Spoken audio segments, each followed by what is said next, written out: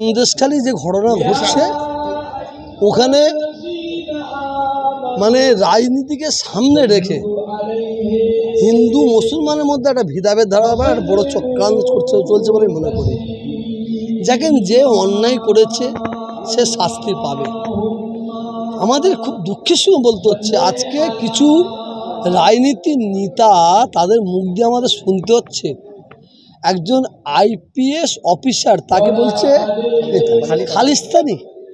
একটা IPS officer যে তার বাড়ি ছেলে মেয়ে ছেড়ে দিয়ে আমাদের যাতে কোনো অসুবিধা যাতে না হয় তার জন্য জীবন দিয়ে চেষ্টা করছে, আর তাকে আমরা কত বড় আঘাত দিচ্ছি। খালিস্তানি তো পাগড়ি পরলেই খালিস্তানি, টুপি পরলেই বাংলাদেশি, দাড়ি রাখলেই জিহাদি।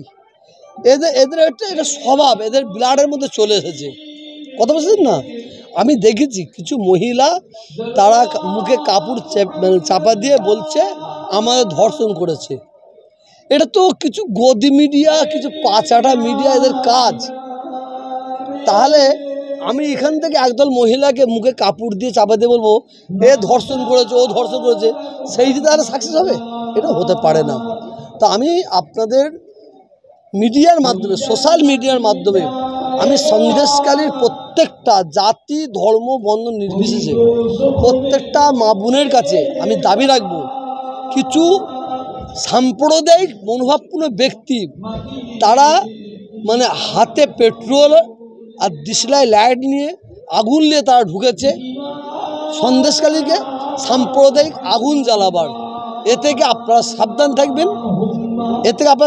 থাকবেন, কেন আমি নিজেই জানি সারা ভারতবর্ষের মধ্যে যত রাজ্য আছে হিন্দু মুসলমান শিখ ইসাইয়ের মিলন ভালোবাসা, রাজ্যটার নাম হচ্ছে পশ্চিম বাংলা।